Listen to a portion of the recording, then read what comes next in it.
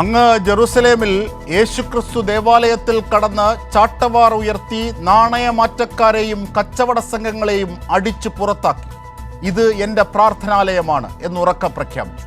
മക്കയിലെ തിരുഗേഹത്തിലും മുഹമ്മദ് നബിയും അബ്രഹാം രീതിക്ക് വിരുദ്ധമായി വസ്തുക്കളെ സ്ഥാപിച്ച് ചൂഷണം ചെയ്ത പുരോഹിത വർഗത്തെയും അവരുടെ ലാത്ത ഉസ്സ മനാത്ത എന്നീ പ്രതീകങ്ങളെയും പുറത്താക്കി. ഇത് ദൈവഗേഹമെന്ന് അടയാളപ്പെടുത്തി. 2000 വർഷങ്ങൾക്കിപ്പുറം നമ്മുടെ ശബരിമലയിലും അത്തരമൊരു ചാട്ടവാറടി ഉയർത്തി വീശിയത് ഇപ്പോഴത്തെ ദേവസ്വം ബോർഡാണ്. സമഗ്ര അന്വേഷണം ആവശ്യപ്പെട്ടതും കോടതി മേൽനോട്ടത്തിൽ അന്വേഷണത്തിലേക്ക് നയിച്ചതും ദേവസ്വം ബോർഡ് ആവശ്യങ്ങളാണ്. എല്ലാ കാലത്തും ദേവാലയങ്ങൾ വിഴുങ്ങാൻ ഇത്തരം പല പേരിൽ ഉണ്ണികൃഷ്ണൻ പൊറ്റിമാരെത്താറുണ്ട്. പക്ഷേ ഇത്തവണ അവർ കുടുങ്ങുന്നു, അഥവാ അവരെ കുടുക്കാനും ആളുണ്ടായി എന്നതാണ്.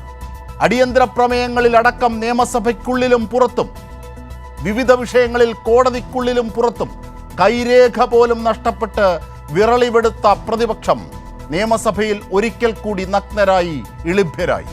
പ്രമേയം അവതരിപ്പിച്ചെത്തിയാൽ വസ്തുതകൾ അവതരിപ്പിക്കാൻ വേദിയാകുമെന്ന് ഭയന്ന് കൊഞ്ഞണം കുത്തി ബഹളം തീർത്തു.